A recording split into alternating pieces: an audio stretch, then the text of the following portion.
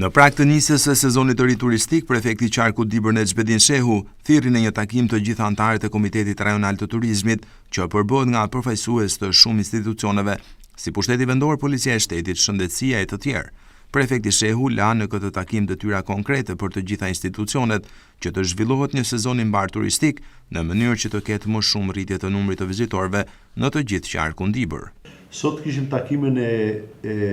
Komitetit Rajonal të Turizmit me përfaqësues të bashkive dhe gjithë drejtorive që kanë detyra për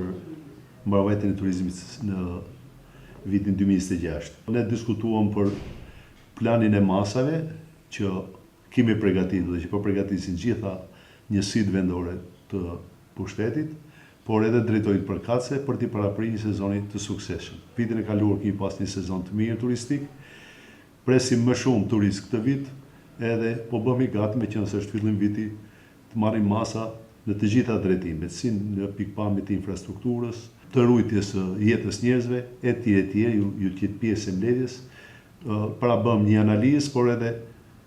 diskutuam për problemet, masat konkrete që ka çdo secili për paraprirje sezonit turistik.